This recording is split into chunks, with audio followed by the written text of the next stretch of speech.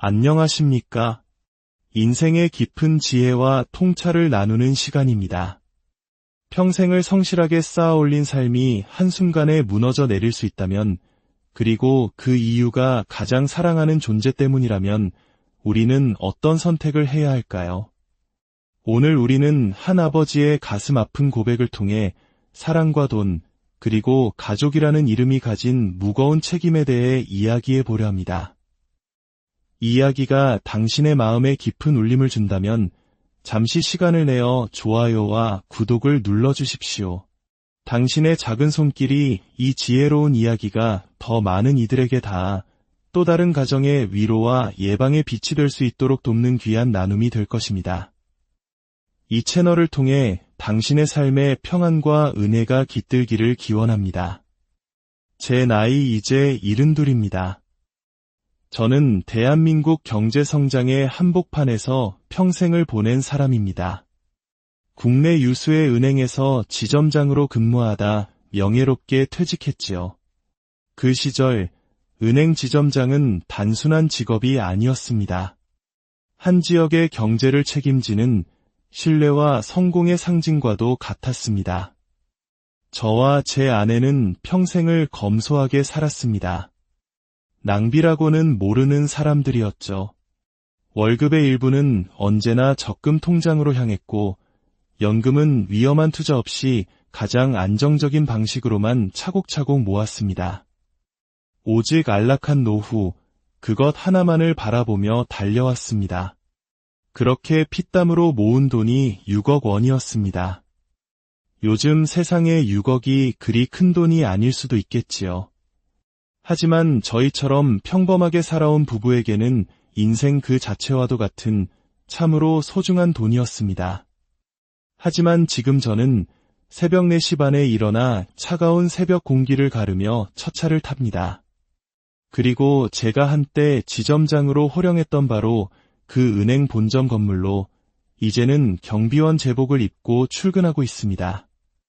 수십 명의 직원을 관리하고 늘 단정한 정장 차림으로 중요한 계약을 성사시키던 사람이었습니다. 좋은 조건으로 대출을 받기 위해 저에게 고개를 숙이던 고객들도 많았지요. 그랬던 제가 70이 넘은 나이에 옛 직장의 경비원으로 일하게 될 줄은 꿈에도 상상하지 못했습니다. 어쩌다 이렇게 되었을까요? 지금부터 제 인생을 송두리째 바꿔놓은 그날의 이야기를 들려드리겠습니다. 어느 날 40세 된 외아들 녀석이 집으로 찾아왔습니다. 결혼한 지 5년, 평소엔 바쁘다는 핑계로 연락도 뜸하던 녀석이었습니다. 그런데 그날은 양손 가득 과일과 제가 좋아하는 롤케이크까지 사들고 왔더군요. 그 순간 직감했습니다. 무슨 일이 있구나. 아버지, 이번에 스크린 골프장을 한번 해보려고요. 처음엔 농담인 줄 알았습니다. 아들은 직장 생활 15년 차, 대기업은 아니어도 제법 탄탄한 중견기업에서 부장으로 일하고 있었으니까요. 아니, 지금 다니는 회사는 어쩌고. 아버지, 더 늦기 전에 제 사업을 한번 해보고 싶어요. 요즘은 아버지 세대와 달라서 평생 직장이라는 개념이 없어요. 회사에서 아무리 버텨봤자 결국 언젠가는 나와야 합니다.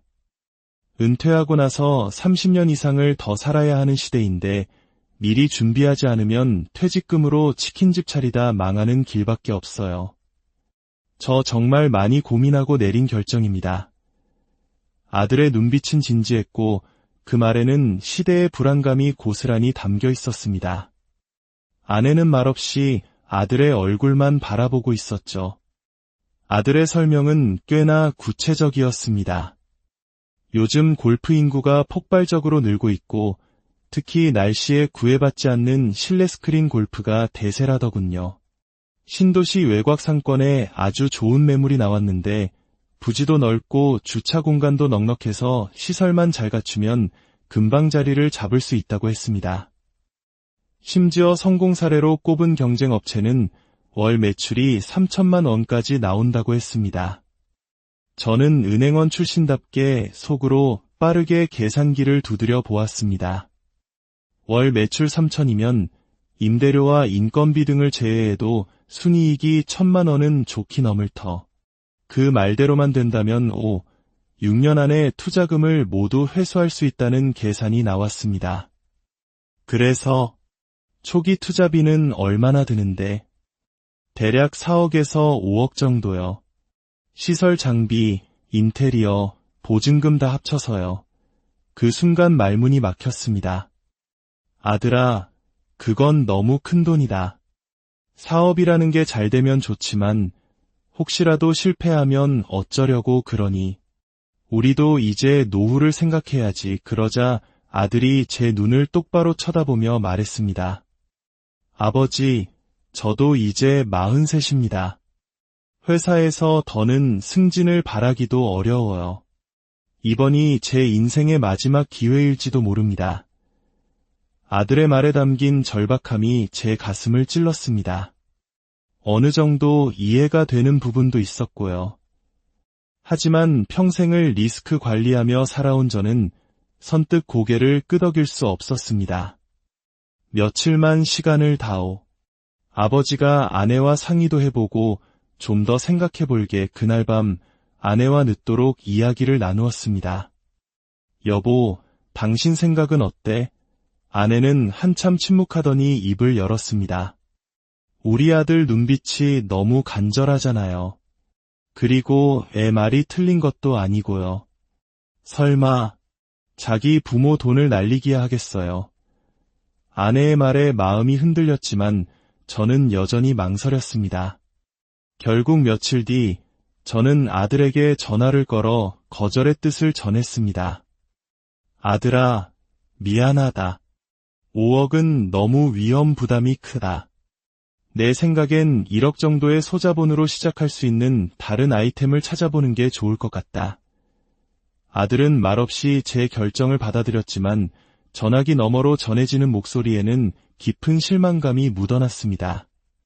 저는 그때 제가 가장으로서 그리고 금융 전문가로서 옳은 선택을 했다고 굳게 믿었습니다.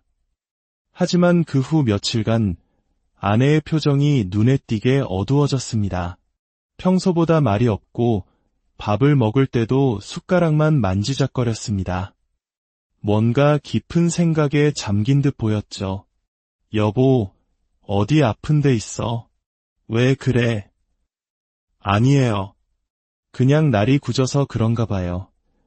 아내가 무언가를 숨기고 있다는 불안감이 들었지만 더는 묻지 않았습니다. 그런데 며칠 뒤 제 휴대폰으로 날아온 문자 한 통이 제 심장을 먹게 했습니다. 3천만 원 출금 완료. 여보, 이게 뭐야? 우리 통장에서 누가 3천만 원이나 찾아갔어. 아내는 놀란 듯 당황한 얼굴로 둘러댔습니다. 아, 그거요? 작년에 나 혼자 들었던 적금 만기돼서 찾아놓은 거예요. 당신은 모를 수도 있죠. 왠지 모르게 어색한 변명이었지만 평생을 함께한 아내가 거짓말을 할 리 없다고 믿고 싶었습니다. 하지만 며칠 뒤 다시 한 번 문자가 왔습니다. 1억 원 송금 완료. 더는 무시할 수 없는 일이었습니다. 제 추궁의 아내는 결국 모든 것을 고백했습니다. 미안해요, 여보. 아들한테 보냈어요. 순간 머리가 하얘졌습니다. 뭐라고? 1억. 그럼 저번 3천만 원도? 아니에요. 총 3억 원을 보냈어요. 저는 거의 소리를 지르듯 말했습니다. 나한테 말 한마디 없이 아내는 눈시울을 붉히며 말했습니다. 당신이 반대할 걸 알고 있었어요. 그런데 아이가 전화해서 우는데 엄마로서 외면할 수가 없었어요. 이번이 마지막 기회라고 제발 한 번만 믿어달라고 하는데 3억 원. 저희 노후 자금의 절반이 넘는 돈이었습니다. 심지어 차용증 한 장, 계약서 한 장 없이 오직 아들이니까라는 이유 하나만으로 건네진 돈이었습니다. 1,000만 원짜리 대출 하나에도 서류 심사를 깐깐하게 했던 제 평생의 원칙이 가족이라는 이름 앞에서 허무하게 무너져 내리는 순간이었습니다. 그날 밤 저는 한숨도 자지 못했습니다. 불안감에 뜬 눈으로 밤을 새우고 다음날 아침 아들에게 전화를 걸었습니다. 아들, 엄마한테 돈 받았다며. 네, 아버지. 정말 감사합니다. 꼭 성공해서 효도하겠습니다. 그래. 계획은 있는 거지? 언제쯤 원금을 갚을 수 있을지 생각해봤니? 그러며 1년 안에 원금 다 갚을 수 있을 거예요. 걱정 마세요. 아들의 자신감 넘치는 목소리에 한편으론 안심이 되면서도 마음 한구석의 불안감은 가시지 않았습니다. 그리고 6월 중순 드디어 아들의 스크린 골프장이 문을 열었습니다. 개업식 날 찾아가 보니 생각보다 시설이 훌륭했습니다. 최신 대형 스크린 장비가 줄지어 있었고 대기실은 고급 호텔 라운지처럼 꾸며져 있었습니다. 아버지, 어머니, 어떠세요? 괜찮죠? 자신감으로 가득 찬 아들의 얼굴을 보니 저도 모르게 마음이 놓였습니다. 실제로 개업 첫날부터 손님들이 꽤 많이 찾아왔고 한 달 정도는 정말 사업이 잘 되는 것처럼 보였습니다. 아들은 수시로 전화를 걸어와 예약이 꽉 찼다고 예상보다 매출이 훨씬 좋다고 자랑했습니다. 그 말을 들은 아내는 눈물을 글썽이며 제게 말했죠. 여보, 보세요. 우리 아들 잘 해냈잖아요. 당신 걱정은 기우였어요. 그때까지만 해도 저 역시 그렇게 믿었습니다. 자식은 믿어주는 만큼 성장한다는 평범한 진리를 되새기면서요. 하지만 그 평온은 오래가지 않았습니다. 7월이 되자 아들의 목소리에서 미묘한 변화가 감지되었습니다. 아버지, 요즘 근처에 경쟁 업체가 하나 더 생겼어요. 가격도 우리보다 싸게 받고 이벤트도 많이 하네요. 그래서 손님이 좀 줄었니? 조금요. 하지만 저희는 서비스 품질이 더 좋으니까 괜찮을 거예요. 그렇게 말은 했지만 목소리에 힘이 없었습니다. 그것이 비극의 시작이었습니다. 시간이 흐를수록 아들의 연락은 뜸해졌고 제가 먼저 전화를 걸어야 겨우 목소리를 들을 수 있었습니다. 매달 보내주기로 했던 정산서는 이런저런 핑계로 계속 미뤄졌습니다. 그리고 8월 말 아들이 초췌한 얼굴로 집에 찾아왔습니다. 자신감 넘치던 표정은 온데간데였고 눈 밑에는 짙은 피곤이 내려앉아 있었습니다. 아버지, 골프장 매출이 예상보다 많이 줄었어요. 6월엔 3천만 원이었는데 이번 달엔 1,800만 원밖에 안 나왔어요. 그래도 1,800이면 아주 나쁜 건 아니지 않니? 문제는 고정비예요. 임대료 700에 인건비 500, 전기세 같은 운영비까지 합치면 매달 1,500만 원 가까이 나가요. 순이익이 300만 원도 채 남지 않는다는 이야기였습니다. 이걸로는 투자금 회수는커녕 현상 유지도 어려운 상황이었죠. 한참을 망설이던 아들은 본론을 꺼냈습니다. 장비가 문제예요. 우리 장비가 구형이라 반응 속도도 느리고 그래픽도 떨어져요. 경쟁 업체는 전부 최신 시설인데 최신 장비로 전부 교체하면 확실히 경쟁력이 생길 거예요. 또다시 돈 이야기였습니다. 죄송해요, 아버지. 하지만 이번이 정말 마지막이에요. 장비랑 시스템 전체 교체하는데 2억 원 정도만 더 있으면. 저는 아내와 눈을 마주쳤습니다. 우리에게 남은 돈은 이제 3억 원도 채 되지 않았습니다. 2억 원을 더 내주면 우리의 노후는 그야말로 벼랑 끝에 서게 되는 것이었습니다. 하지만 지금 여기서 포기하면 이미 들어간 3억 원이 공중으로 사라진다는 생각, 그 매몰 비용의 함정이 제 머릿속을 짓눌렀습니다. 며칠 밤을 고민하며 잠을 설쳤습니다. 이미 너무 많은 것을 걸었고 이대로 끝낼 수는 없었습니다. 결국 저는 평생을 후회하게 될 결정을 내리고 말았습니다. 아들아, 이번이 정말 마지막이다. 더는 안 된다. 그렇게 저희 부부의 전 재산 6억 원이 아들의 사업에 모두 들어가게 되었습니다. 9월 초 새 장비가 설치되었고 처음엔 매출이 조금 오르는 듯했습니다. 하지만 그것이 마지막 불꽃이었습니다. 10월이 되면서 아들은 다시 조용해졌고 11월에는 아예 연락이 끊겼습니다. 전화기는 꺼져 있었고 문자 메시지는 읽지 않은 채 쌓여만 갔습니다.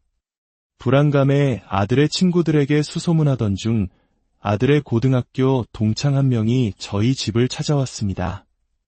그리고 그는 충격적인 사실을 털어놓았습니다. 아버님, 죄송합니다. 영훈이가 그동안 보내드린 매출 보고서 그거 다 조작한 겁니다. 실제 매출은 절반도 안 나왔어요. 계속되는 적자를 메우려고 아버님께 처음 받은 돈 일부를 코인하고 주식에 넣었는데 거기서 큰 손실을 봤다고 했습니다. 그리고 마지막 장비 교체 자금은 시설을 담보로 대출을 받은 거였어요. 숨이 멎는 것 같았습니다. 친구의 말은 계속되었습니다. 지금은 그 대출금도 연체돼서 골프장은 경매 절차에 들어갔다고 들었습니다. 경매. 그 단어만이 귓가에 맴돌았습니다. 혹시 아들이 나쁜 마음이라도 먹은 건 아닐까 온갖 끔찍한 상상이 머리를 스쳤습니다. 방에 홀로 앉아 간절히 빌고 또 빌었습니다. 제발 어떤 실패를 했더라도 살아만 있어다오. 결국 경찰에 실종 신고를 했고 제 인생에서 가장 길었던 48시간이 흘렀습니다. 그리고 3일째 되던 날 경찰에게서 연락이 왔습니다. 아드님, 마지막 카드 사용 내역이 인천공항입니다. 필리핀행 항공권을 구매했고 출국 기록도 확인되었습니다. 그 순간 무릎에 힘이 풀려 주저앉았습니다. 살아있다는 안도감과 함께 모든 것을 버리고 도망쳤다는 사실에 또 다른 절망이 밀려왔습니다. 통장 잔고를 확인했습니다. 마지막 남은 돈은 2,300만 원. 그것이 제 평생의 결과물이었습니다. 더 이상 대출 이자를 감당할 수 없었던 저희 부부는 30년을 함께한 정든 집을 팔아야 했습니다. 대출금을 갚고 나니 손에 남은 돈은 1억 원 남짓. 그 돈으로는 서울 근교에 작은 집 한 채 구하기 어려웠습니다.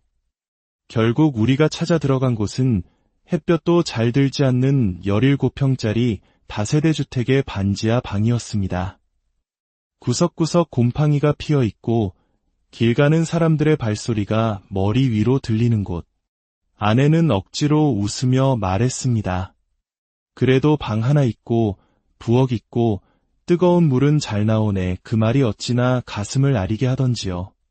그렇게 저는 옛 후배에게 연락해 경비원 일자리를 구했고 아내는 식당 주방보조로 일하기 시작했습니다. 하루 6시간씩 김치를 다듬고 설거지를 하는 아내의 거칠어진 손을 밤마다 주무르며 우리는 아무 말 없이 서로의 눈을 바라볼 뿐이었습니다.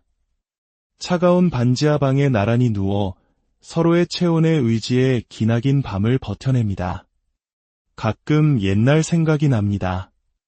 거실 안마의자에 앉아 편안히 TV를 보던 날들, 마당에서 아들과 함께 바비큐를 해 먹던 행복한 시절들, 모든 것이 물거품처럼 사라졌습니다. 하지만 저는 그 누구도 탓하지 않습니다. 돌이켜보면 모든 것이 제 실수였으니까요. 첫 번째 실수는 아들이라는 이유만으로 사업계획서 한 장 제대로 검토하지 않고 묻지마 투자를 한 것입니다. 부모 자식 간에도 돈 문제는 냉정해야 했습니다. 두 번째, 그리고 더 큰 실수는 처음 손해를 봤을 때 멈추지 못한 것입니다. 손실을 만회하려는 생각으로 추가 투자를 하는 순간 그것은 투자가 아니라 도박이 됩니다. 그리고 도박의 끝은 언제나 파멸입니다. 혹시 지금 이 순간에도 저와 비슷한 고민과 아픔 속에서 힘든 시간을 보내고 계신 분이 있다면 이 말을 꼭 전하고 싶습니다. 무너지지 마십시오. 저 같은 사람도 이렇게 살아가고 있습니다.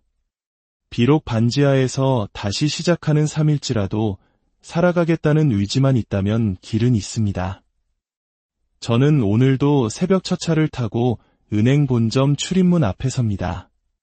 아내는 식당 주방에서 땀 흘리고 저는 차가운 출입문 앞에서 하루를 버텨냅니다. 이것이 우리의 두 번째 삶입니다. 그리고 부디 잊지 마십시오. 자식을 향한 사랑은 무조건적일 수 있지만 돈을 향한 투자는 절대 그래서는 안 됩니다. 아무리 사랑하는 자식에게 하는 투자라 할지라도 거기에는 냉정한 원칙과 조건이 반드시 필요합니다. 그것만이 결국 내 자신과 내가 사랑하는 가족 모두를 지키는 길이라는 것을 저는 제 전 재산과 맞바꿔 배우게 되었습니다. 이야기를 끝까지 안녕하십니까? 인생의 깊은 지혜와 통찰을 나누는 시간입니다. 평생을 성실하게 쌓아올린 삶이 한순간에 무너져 내릴 수 있다면, 그리고 그 이유가 가장 사랑하는 존재 때문이라면 우리는 어떤 선택을 해야 할까요? 오늘 우리는 한 아버지의 가슴 아픈 고백을 통해 사랑과 돈, 그리고 가족이라는 이름이 가진 무거운 책임에 대해 이야기해 보려 합니다. 이 이야기가 당신의 마음에 깊은 울림을 준다면 잠시 시간을 내어 좋아요와 구독을 눌러주십시오.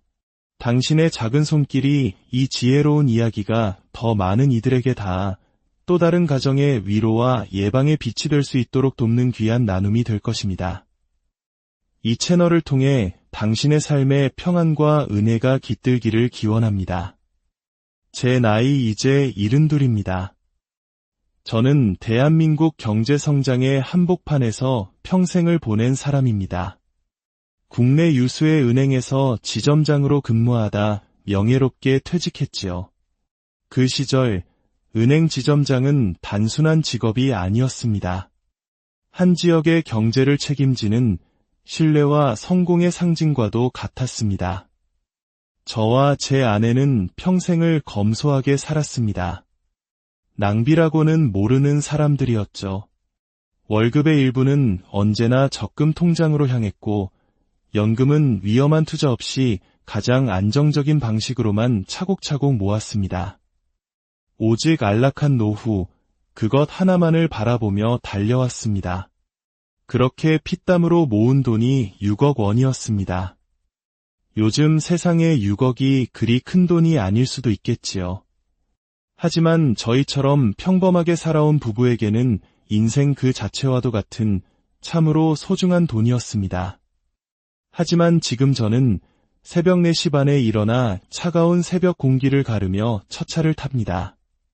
그리고 제가 한때 지점장으로 호령했던 바로 그 은행 본점 건물로 이제는 경비원 제복을 입고 출근하고 있습니다.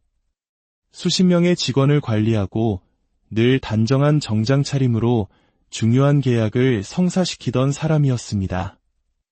좋은 조건으로 대출을 받기 위해 저에게 고개를 숙이던 고객들도 많았지요. 그랬던 제가 70이 넘은 나이에 옛 직장의 경비원으로 일하게 될 줄은 꿈에도 상상하지 못했습니다. 어쩌다 이렇게 되었을까요? 지금부터 제 인생을 송두리째 바꿔놓은 그날의 이야기를 들려드리겠습니다. 어느 날 40세 된 외아들 녀석이 집으로 찾아왔습니다. 결혼한 지 5년, 평소엔 바쁘다는 핑계로 연락도 뜸하던 녀석이었습니다. 그런데 그날은 양손 가득 과일과 제가 좋아하는 롤케이크까지 사들고 왔더군요. 그 순간 직감했습니다. 무슨 일이 있구나. 아버지, 이번에 스크린 골프장을 한번 해보려고요. 처음엔 농담인 줄 알았습니다. 아들은 직장생활 15년 차, 대기업은 아니어도 제법 탄탄한 중견기업에서 부장으로 일하고 있었으니까요. 아니, 지금 다니는 회사는 어쩌고. 아버지, 더 늦기 전에 제 사업을 한번 해보고 싶어요. 요즘은 아버지 세대와 달라서 평생 직장이라는 개념이 없어요. 회사에서 아무리 버텨봤자 결국 언젠가는 나와야 합니다. 은퇴하고 나서 30년 이상을 더 살아야 하는 시대인데 미리 준비하지 않으면 퇴직금으로 치킨집 차리다 망하는 길밖에 없어요. 저 정말 많이 고민하고 내린 결정입니다. 아들의 눈빛은 진지했고 그 말에는 시대의 불안감이 고스란히 담겨 있었습니다. 아내는 말없이 아들의 얼굴만 바라보고 있었죠. 아들의 설명은 꽤나 구체적이었습니다. 요즘 골프 인구가 폭발적으로 늘고 있고 특히 날씨에 구애받지 않는 실내 스크린 골프가 대세라더군요. 신도시 외곽 상권에 아주 좋은 매물이 나왔는데 부지도 넓고 주차 공간도 넉넉해서 시설만 잘 갖추면 금방 자리를 잡을 수 있다고 했습니다. 심지어 성공 사례로 꼽은 경쟁 업체는 월 매출이 3천만 원까지 나온다고 했습니다. 저는 은행원 출신답게 속으로 빠르게 계산기를 두드려 보았습니다. 월 매출 3천이면 임대료와 인건비 등을 제외해도 순이익이 1,000만 원은 좋게 넘을 터. 그 말대로만 된다면 6년 안에 투자금을 모두 회수할 수 있다는 계산이 나왔습니다. 그래서 초기 투자비는 얼마나 드는데? 대략 4억에서 5억 정도요. 시설 장비, 인테리어, 보증금 다 합쳐서요. 그 순간 말문이 막혔습니다. 아들아, 그건 너무 큰 돈이다. 사업이라는 게 잘 되면 좋지만 혹시라도 실패하면 어쩌려고 그러니. 우리도 이제 노후를 생각해야지. 그러자 아들이 제 눈을 똑바로 쳐다보며 말했습니다. 아버지, 저도 이제 43입니다. 회사에서 더는 승진을 바라기도 어려워요.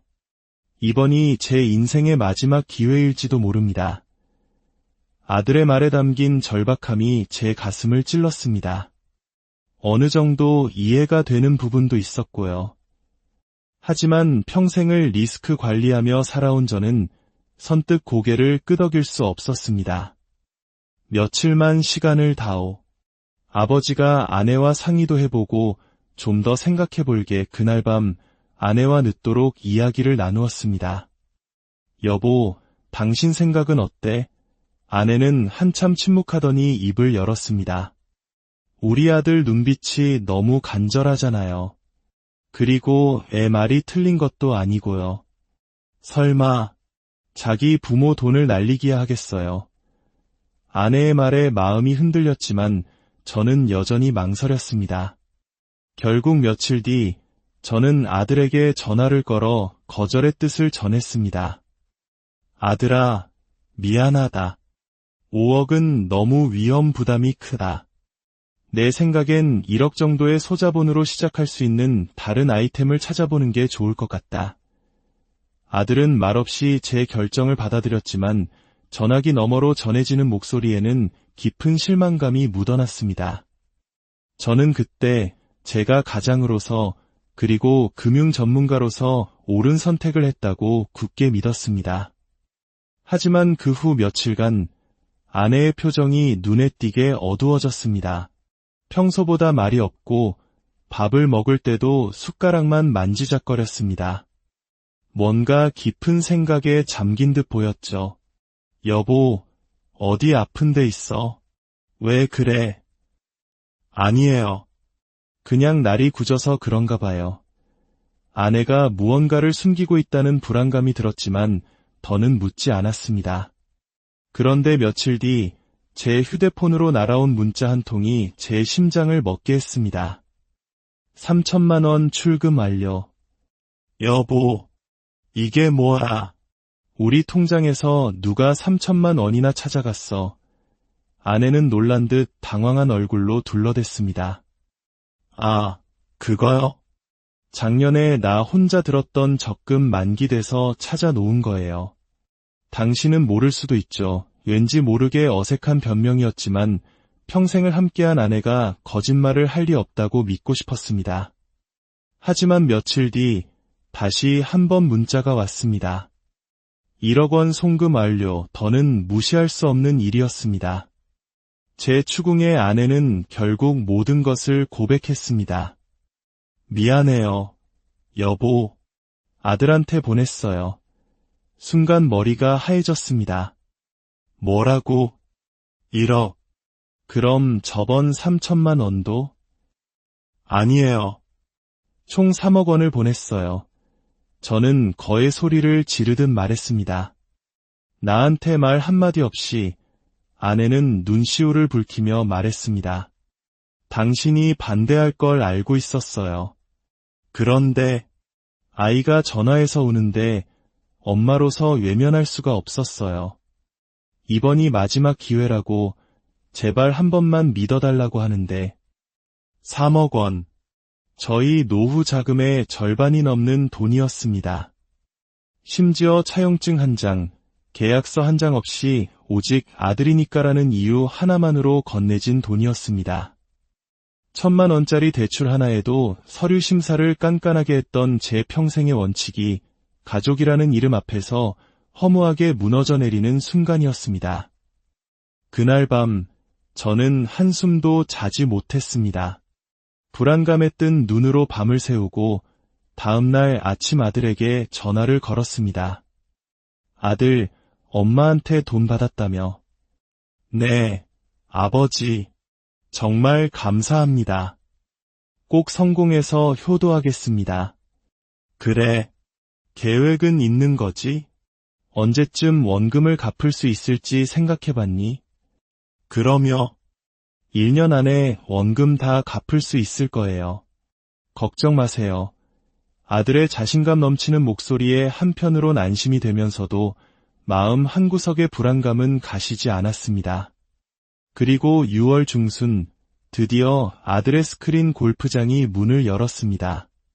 개업식 날 찾아가 보니 생각보다 시설이 훌륭했습니다. 최신 대형 스크린 장비가 줄지어 있었고 대기실은 고급 호텔 라운지처럼 꾸며져 있었습니다.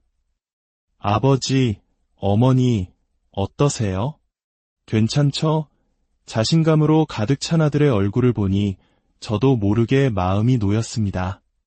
실제로 개업 첫날부터 손님들이 꽤 많이 찾아왔고 한 달 정도는 정말 사업이 잘 되는 것처럼 보였습니다. 아들은 수시로 전화를 걸어와 예약이 꽉 찼다고 예상보다 매출이 훨씬 좋다고 자랑했습니다. 그 말을 들은 아내는 눈물을 글썽이며 제게 말했죠. 여보, 보세요. 우리 아들 잘 해냈잖아요. 당신 걱정은 기우였어요. 그때까지만 해도 저 역시 그렇게 믿었습니다. 자식은 믿어주는 만큼 성장한다는 평범한 진리를 되새기면서요. 하지만 그 평온은 오래가지 않았습니다. 7월이 되자 아들의 목소리에서 미묘한 변화가 감지되었습니다. 아버지, 요즘 근처에 경쟁업체가 하나 더 생겼어요. 가격도 우리보다 싸게 받고 이벤트도 많이 하네요. 그래서 손님이 좀 줄었니? 조금요. 하지만 저희는 서비스 품질이 더 좋으니까 괜찮을 거예요. 그렇게 말은 했지만 목소리에 힘이 없었습니다. 그것이 비극의 시작이었습니다. 시간이 흐를수록 아들의 연락은 뜸해졌고 제가 먼저 전화를 걸어야 겨우 목소리를 들을 수 있었습니다. 매달 보내주기로 했던 정산서는 이런저런 핑계로 계속 미뤄졌습니다. 그리고 8월 말 아들이 초췌한 얼굴로 집에 찾아왔습니다. 자신감 넘치던 표정은 온데간데였고 눈 밑에는 짙은 피곤이 내려앉아 있었습니다.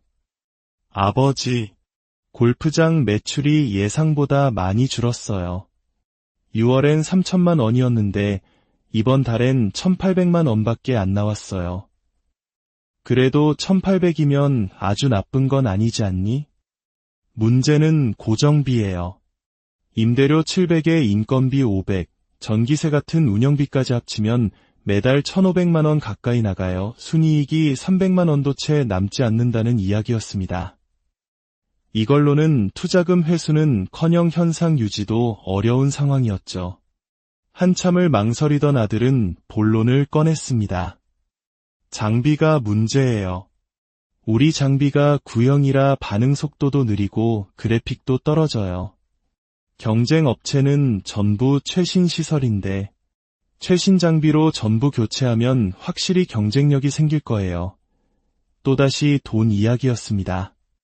죄송해요, 아버지. 하지만 이번이 정말 마지막이에요. 장비랑 시스템 전체 교체하는데 2억 원 정도만 더 있으면. 저는 아내와 눈을 마주쳤습니다. 우리에게 남은 돈은 이제 3억 원도 채 되지 않았습니다. 2억 원을 더 내주면 우리의 노후는 그야말로 벼랑 끝에 서게 되는 것이었습니다. 하지만 지금 여기서 포기하면 이미 들어간 3억 원이 공중으로 사라진다는 생각, 그 매몰 비용의 함정이 제 머릿속을 짓눌렀습니다. 며칠 밤을 고민하며 잠을 설쳤습니다. 이미 너무 많은 것을 걸었고 이대로 끝낼 수는 없었습니다. 결국 저는 평생을 후회하게 될 결정을 내리고 말았습니다. 아들아, 이번이 정말 마지막이다. 더는 안 된다. 그렇게 저희 부부의 전 재산 6억 원이 아들의 사업에 모두 들어가게 되었습니다. 9월 초 새 장비가 설치되었고 처음엔 매출이 조금 오르는 듯했습니다. 하지만 그것이 마지막 불꽃이었습니다. 10월이 되면서 아들은 다시 조용해졌고 11월에는 아예 연락이 끊겼습니다. 전화기는 꺼져 있었고 문자 메시지는 읽지 않은 채 쌓여만 갔습니다. 불안감에 아들의 친구들에게 수소문하던 중 아들의 고등학교 동창 한 명이 저희 집을 찾아왔습니다. 그리고 그는 충격적인 사실을 털어놓았습니다.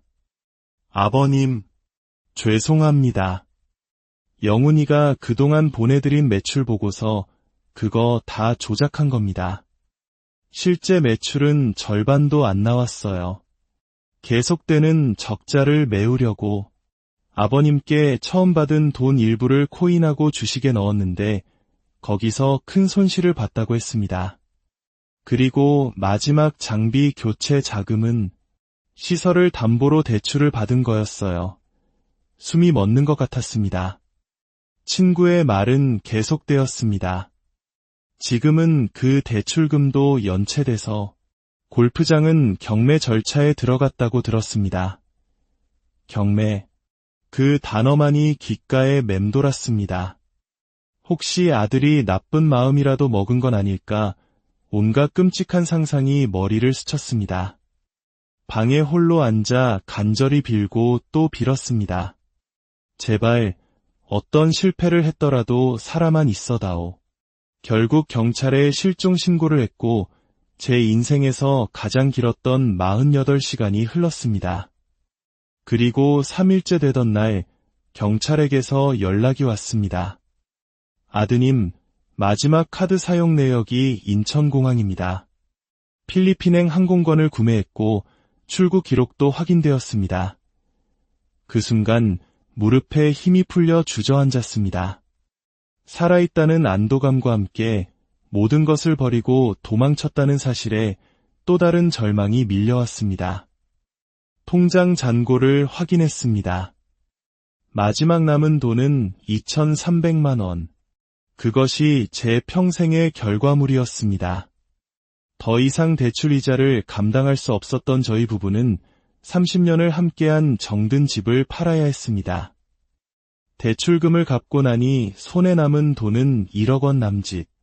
그 돈으로는 서울 근교에 작은 집 한 채 구하기 어려웠습니다. 결국 우리가 찾아 들어간 곳은 햇볕도 잘 들지 않는 17평짜리 다세대 주택의 반지하 방이었습니다. 구석구석 곰팡이가 피어 있고 길 가는 사람들의 발소리가 머리 위로 들리는 곳. 아내는 억지로 웃으며 말했습니다. 그래도 방 하나 있고 부엌 있고 뜨거운 물은 잘 나오네. 그 말이 어찌나 가슴을 아리게 하던지요. 그렇게 저는 옛 후배에게 연락해 경비원 일자리를 구했고 아내는 식당 주방보조로 일하기 시작했습니다. 하루 6시간씩 김치를 다듬고 설거지를 하는 아내의 거칠어진 손을 밤마다 주무르며 우리는 아무 말 없이 서로의 눈을 바라볼 뿐이었습니다. 차가운 반지하 방에 나란히 누워 서로의 체온에 의지해 기나긴 밤을 버텨냅니다. 가끔 옛날 생각이 납니다.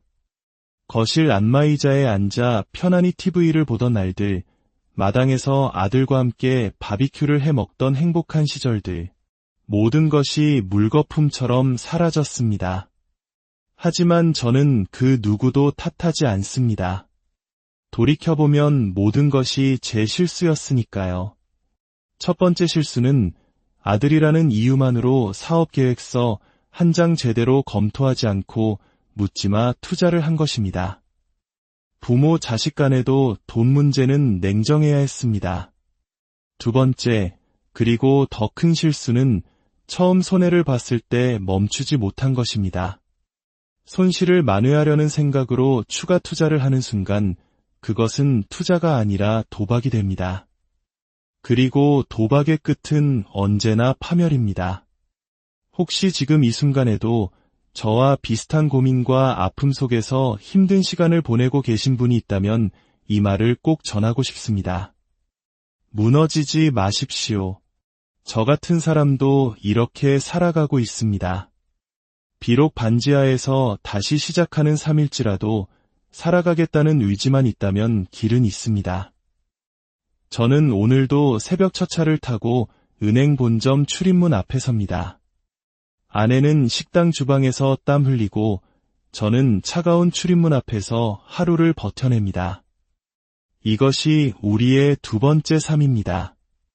그리고 부디 잊지 마십시오. 자식을 향한 사랑은 무조건적일 수 있지만 돈을 향한 투자는 절대 그래서는 안 됩니다. 아무리 사랑하는 자식에게 하는 투자라 할지라도 거기에는 냉정한 원칙과 조건이 반드시 필요합니다. 그것만이 결국 내 자신과 내가 사랑하는 가족 모두를 지키는 길이라는 것을 저는 제 전 재산과 맞바꿔 배우게 되었습니다. 이야기를 끝까지 들어주셔 안녕하십니까? 인생의 깊은 지혜와 통찰을 나누는 시간입니다. 평생을 성실하게 쌓아올린 삶이 한순간에 무너져 내릴 수 있다면, 그리고 그 이유가 가장 사랑하는 존재 때문이라면 우리는 어떤 선택을 해야 할까요? 오늘 우리는 한 아버지의 가슴 아픈 고백을 통해 사랑과 돈, 그리고 가족이라는 이름이 가진 무거운 책임에 대해 이야기해 보려 합니다. 이 이야기가 당신의 마음에 깊은 울림을 준다면 잠시 시간을 내어 좋아요와 구독을 눌러주십시오. 당신의 작은 손길이 이 지혜로운 이야기가 더 많은 이들에게 닿아 또 다른 가정의 위로와 예방의 빛이 될 수 있도록 돕는 귀한 나눔이 될 것입니다. 이 채널을 통해 당신의 삶에 평안과 은혜가 깃들기를 기원합니다. 제 나이 이제 72입니다. 저는 대한민국 경제성장의 한복판에서 평생을 보낸 사람입니다. 국내 유수의 은행에서 지점장으로 근무하다 명예롭게 퇴직했지요. 그 시절 은행 지점장은 단순한 직업이 아니었습니다. 한 지역의 경제를 책임지는 신뢰와 성공의 상징과도 같았습니다. 저와 제 아내는 평생을 검소하게 살았습니다. 낭비라고는 모르는 사람들이었죠. 월급의 일부는 언제나 적금 통장으로 향했고, 연금은 위험한 투자 없이 가장 안정적인 방식으로만 차곡차곡 모았습니다. 오직 안락한 노후, 그것 하나만을 바라보며 달려왔습니다. 그렇게 피땀으로 모은 돈이 6억 원이었습니다. 요즘 세상에 6억이 그리 큰 돈이 아닐 수도 있겠지요. 하지만 저희처럼 평범하게 살아온 부부에게는 인생 그 자체와도 같은 참으로 소중한 돈이었습니다. 하지만 지금 저는 새벽 4시 반에 일어나 차가운 새벽 공기를 가르며 첫 차를 탑니다. 그리고 제가 한때 지점장으로 호령했던 바로 그 은행 본점 건물로 이제는 경비원 제복을 입고 출근하고 있습니다. 수십 명의 직원을 관리하고 늘 단정한 정장 차림으로 중요한 계약을 성사시키던 사람이었습니다. 좋은 조건으로 대출을 받기 위해 저에게 고개를 숙이던 고객들도 많았지요. 그랬던 제가 70이 넘은 나이에 옛 직장의 경비원으로 일하게 될 줄은 꿈에도 상상하지 못했습니다. 어쩌다 이렇게 되었을까요? 지금부터 제 인생을 송두리째 바꿔놓은 그날의 이야기를 들려드리겠습니다. 어느 날 40세 된 외아들 녀석이 집으로 찾아왔습니다. 결혼한 지 5년, 평소엔 바쁘다는 핑계로 연락도 뜸하던 녀석이었습니다. 그런데 그날은 양손 가득 과일과 제가 좋아하는 롤케이크까지 사들고 왔더군요. 그 순간 직감했습니다. 무슨 일이 있구나.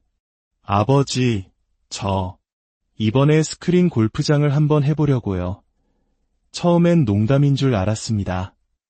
아들은 직장생활 15년 차, 대기업은 아니어도 제법 탄탄한 중견기업에서 부장으로 일하고 있었으니까요. 아니, 지금 다니는 회사는 어쩌고. 아버지, 더 늦기 전에 제 사업을 한번 해보고 싶어요. 요즘은 아버지 세대와 달라서 평생 직장이라는 개념이 없어요. 회사에서 아무리 버텨봤자 결국 언젠가는 나와야 합니다.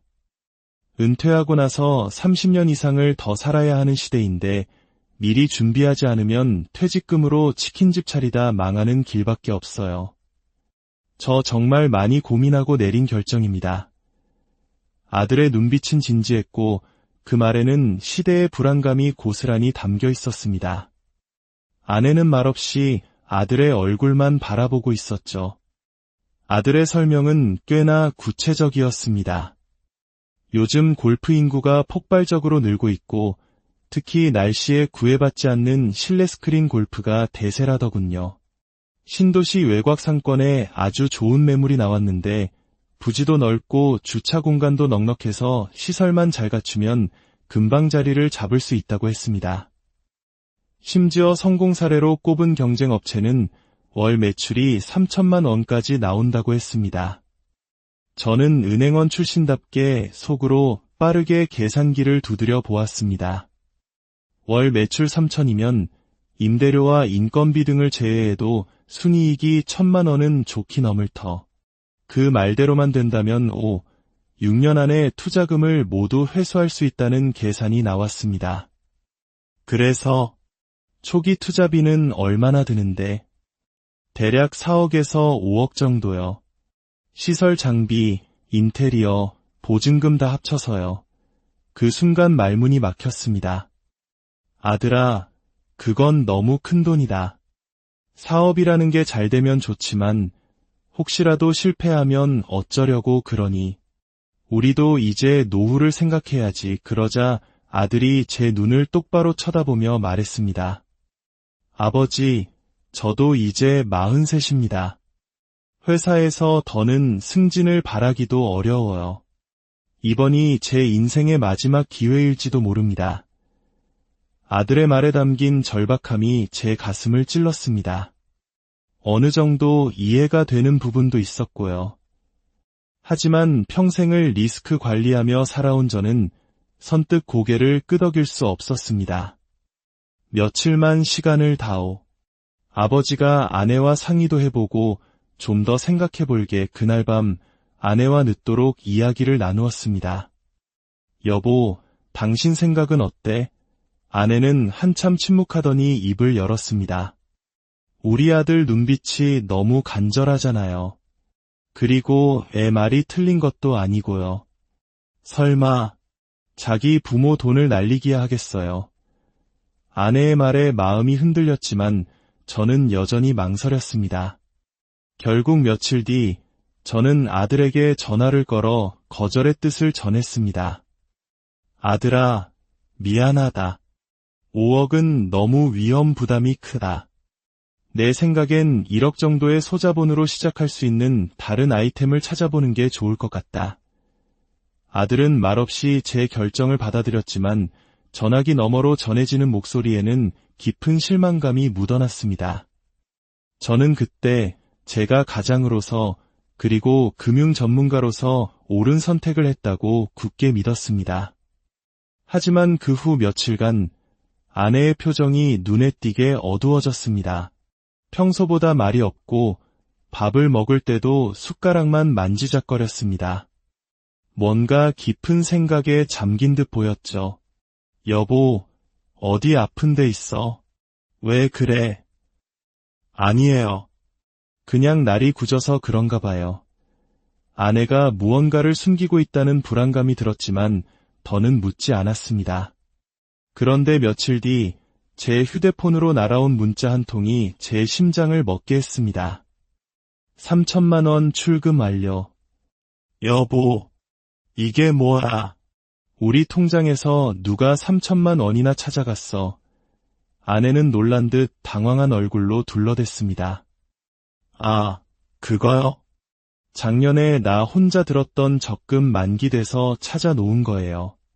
당신은 모를 수도 있죠. 왠지 모르게 어색한 변명이었지만 평생을 함께한 아내가 거짓말을 할 리 없다고 믿고 싶었습니다. 하지만 며칠 뒤 다시 한 번 문자가 왔습니다. 1억 원 송금 완료. 더는 무시할 수 없는 일이었습니다. 제 추궁의 아내는 결국 모든 것을 고백했습니다. 미안해요. 여보. 아들한테 보냈어요. 순간 머리가 하얘졌습니다. 뭐라고? 1억. 그럼 저번 3천만 원도? 아니에요. 총 3억 원을 보냈어요.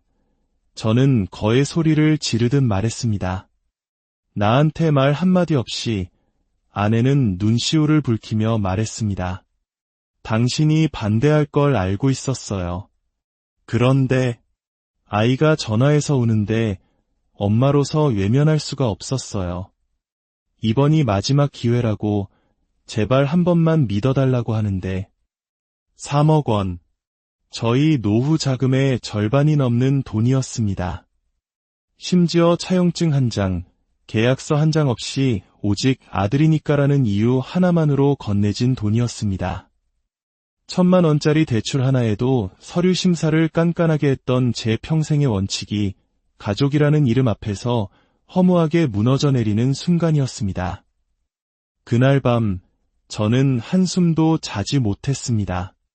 불안감에 뜬 눈으로 밤을 새우고 다음날 아침 아들에게 전화를 걸었습니다. 아들, 엄마한테 돈 받았다며. 네, 아버지. 정말 감사합니다. 꼭 성공해서 효도하겠습니다. 그래.